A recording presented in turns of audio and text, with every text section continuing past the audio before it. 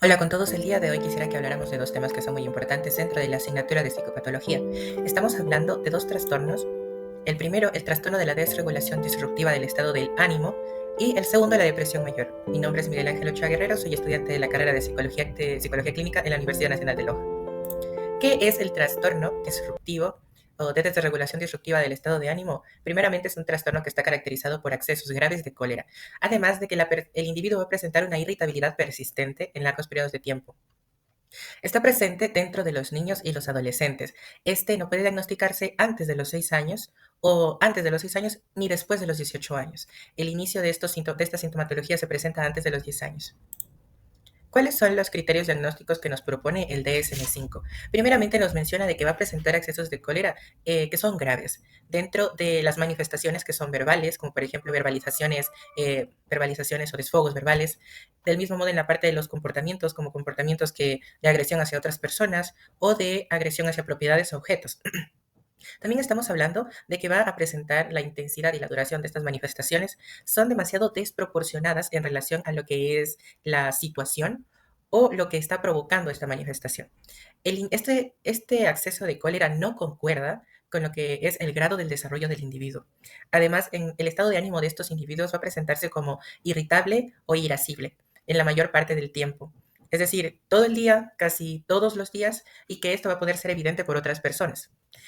También nos menciona de que estos criterios que acabé de mencionarles se presentan por lo menos 3 veces durante la semana.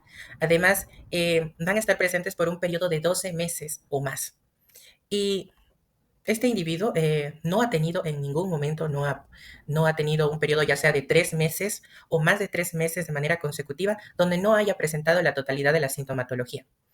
También estamos hablando de que en el primer diagnóstico, esto es una pauta muy importante que debemos conocer, que el primer diagnóstico no se da, como ya lo había mencionado, antes de los 6 años ni después de los 18 años.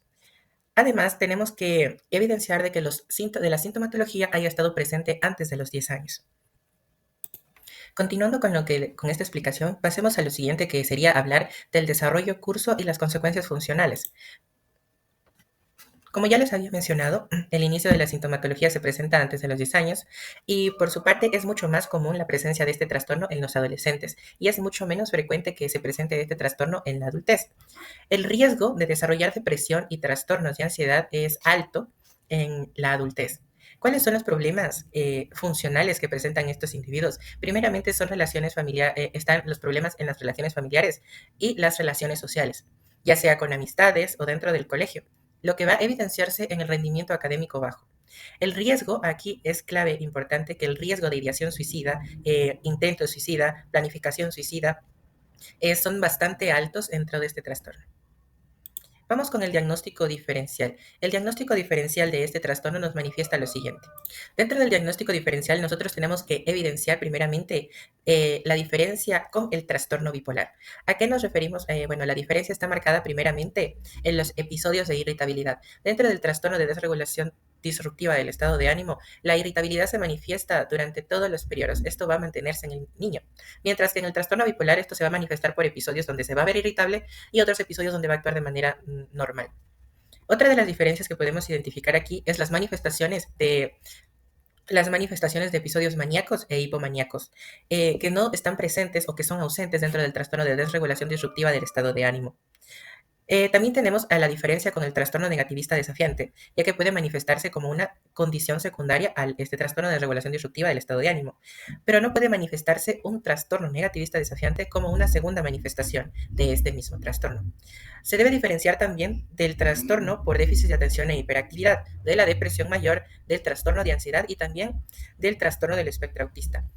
Todas tienen sus características de diferencia, pero estos trastornos que acabo de mencionar pueden tener una relación de comorbilidad con el trastorno de desregulación disruptiva del estado de ánimo, a excepción de los trastornos bipolares, trastorno explosivo intermitente y el trastorno negativista desafiante. Con esto pasamos a los tratamientos que podemos utilizar dentro del desarrollo de este trastorno. Entre los tratamientos nos encontramos el tratamiento cognitivo-conductual, en el cual se adapta a los niños y adolescentes, en donde vamos a enseñar al niño a identificar y regular sus emociones, además de mejorar sus habilidades sociales y la solución del problema de control de impulsos. También se trabaja en el manejo de la ira, la tolerancia, la frustración y la regulación emocional.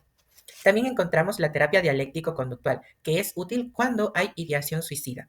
Este es útil cuando hay una ideación suicida, cuando hay una desregulación emocional. Es útil también si se manifiestan estas conductas autolesivas.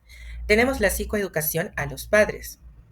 Dentro de la psicoeducación a los padres vamos a trabajar el manejo de la conducta y el factor de afrontamiento de las conductas del individuo que se encuentra con este trastorno. Y también sirve como indicador eh, también y como forma de enseñanza de todos los acontecimientos que posiblemente se van a presentar con este individuo. Tenemos la intervención familiar. Dentro de la intervención familiar vamos a tener un manejo de la conducta para los padres, es decir, el uso de refuerzos positivos, también límites conscientes y la reducción de castigos. Además de que vamos a buscar la mejora de la comunicación entre los padres y de los hijos. Luego nos vamos con el apoyo escolar. En el apoyo escolar vamos a tener un plan de intervención individualizado, además de una adaptación académica, adaptaciones extracurriculares, que nos permitan prevenir los estallidos de ira que va a presentar el individuo. Además vamos a tener una coordinación con los profesores, psicólogos y docentes de la unidad. Luego está el tratamiento farmacológico. Dentro del tratamiento farmacológico nosotros nos encontramos que esto lo utilizamos cuando ya la terapia no es suficiente para afrontar con toda la demanda que necesita este individuo. Y por ejemplo, vamos a tener el uso del ISRS, los inhibidores selectivos de recaptación de la serotonina, como por ejemplo la fluoxetina y también la sertralina. También el uso de estabilizadores del ánimo como antipsicóticos atípicos, como puede ser la risperidona y el aripiprazol, que deben utilizarse con cuidado por los efectos secundarios. Entonces, con esto me gustaría pasar al siguiente trastorno, que es el trastorno de depresión mayor. Dentro del trastorno de depresión mayor tenemos de que este es un trastorno del estado del ánimo. Este tiene una duración de mínimo 2 semanas. Y esto afecta al funcionamiento social, al funcionamiento académico, laboral y familiar. ¿Cuáles son los criterios que nos manifiesta el DSM-5 sobre este trastorno? Primeramente, este trastorno debe tener la presencia de como mínimo 5 o más de los siguientes síntomas que a continuación voy a mencionar. Por ejemplo, el primero va a ser un estado de ánimo deprimido la mayor parte del día o casi todos los días.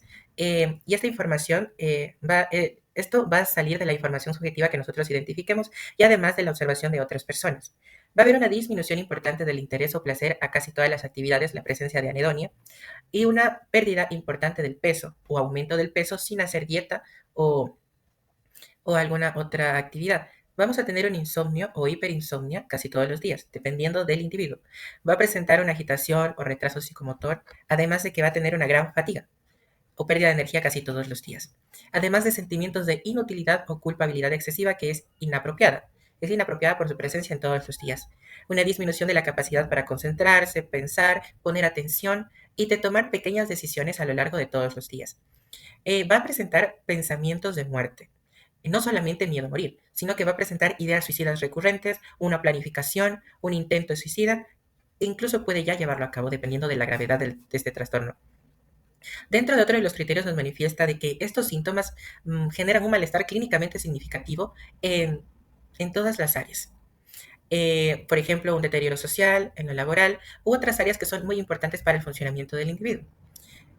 También nos dice que estos episodios no se lo puede atribuir a efectos fisiológicos, ya sea por una sustancia o por otras afecciones médicas. Además de esto, este episodio depresivo mayor no se explica mejor por un trastorno esquizoafectivo ni tampoco por esquizofrenia, un trastorno esquizofreniforme o incluso trastorno delirante o trastornos especificados o no especificados. Y por ejemplo, esto es una característica importante de que no manifiesta la presencia de un episodio maníaco o hipomaníaco. Enfermedades. Dentro de las características adicionales, vamos a encontrar de que el paciente puede negar que está triste, pero no se nota en su conducta o su expresión. Algo importante que debemos tener en cuenta es que los niños y los adolescentes, el estado de ánimo puede ser irritable más que la presencia de tristeza, a diferencia de los adultos. La culpa puede ser exagerada o incluso delirante, esto presentada durante todos los días en manifestaciones desproporcionadas. Además, van a tener cambios de sueño, apetito, la energía, la concentración y la autoestima. Dentro del curso del trastorno se nos manifiesta de que puede comenzar a cualquier edad, pero es común que inicie o tenga un aumento en la pubertad. El pico de aparición en un estudio realizado en los Estados Unidos se identificó que era a la edad de los 20 años.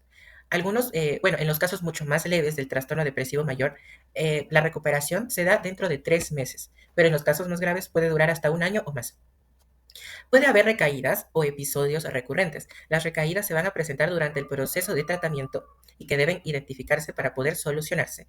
Además, es más grave cuando presenta síntomas psicóticos, ansiedad o una personalidad alterada. La personalidad alterada puede evidenciarse cuando el trastorno depresivo mayor inició dentro de la niñez. Entonces veamos cuál es el diagnóstico diferencial de este trastorno. Nos encontramos de que no puede, o se diferencia del trastorno bipolar por los episodios maníacos e hipomaníacos. Que sea una causa por una enfermedad médica, ya que los síntomas ya que ese trastorno no va ligado a causas fisiológicas. Que sea inducido por sustancias, diferencial del trastorno de déficit de atención e hiperactividad, porque el problema aquí es la inatención y no el estado de ánimo. Luego está el trastorno de adaptación. En este caso, esto ocurre tras un evento estresante. Y la tristeza normal, donde no hay una disfunción significativa, sino no síntomas intensos como el trastorno depresivo mayor. Dentro de lo que dentro de la parte para poder tratar este trastorno depresivo mayor, tenemos la psicoterapia de la primera lección, que sería la terapia cognitivo-conductual, la terapia interpersonal, también el uso de fármacos como los antidepresivos, como la fluoxetina, la sertralina, que son mucho más seguros y eficaces. También tenemos los hábitos saludables que pueden implementarse, dormir bien, hacer ejercicio.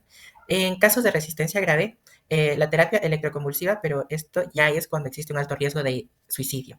Muchas gracias. Aquí nos encontramos también con la bibliografía utilizada para el presente video. Esta información fue sacada del DSM-5, Manual Diagnóstico de los Trastornos Mentales, y de otros 3 artículos. Muchas gracias.